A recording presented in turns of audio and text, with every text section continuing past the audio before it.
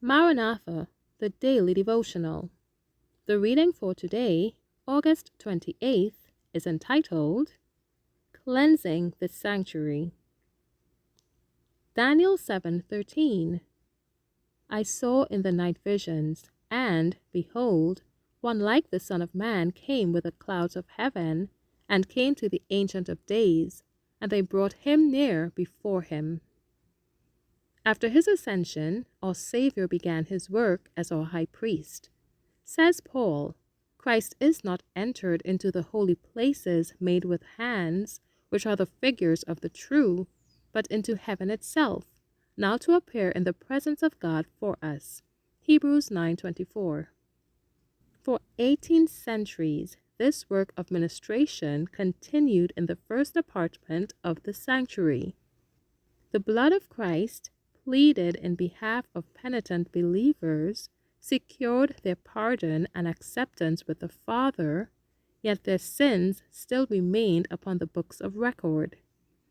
As in the typical service, there was a work of atonement at the close of the year, so before Christ's work for the redemption of men is completed, there is a work of atonement for the removal of sin from the sanctuary.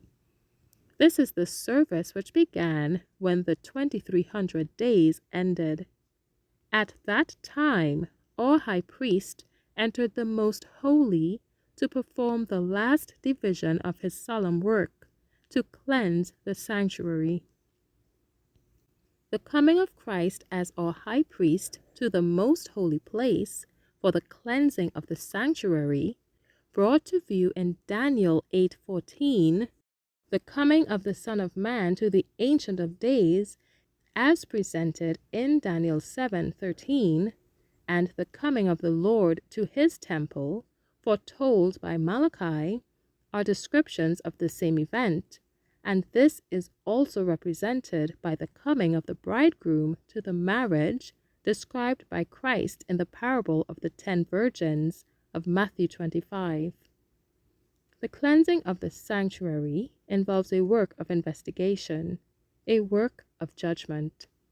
This work must be performed prior to the coming of Christ to redeem his people, for when he comes, his reward is with him to give to every man according to his works. In the day of final reckoning, position, rank, or wealth will not alter by a hair's breadth the case of anyone.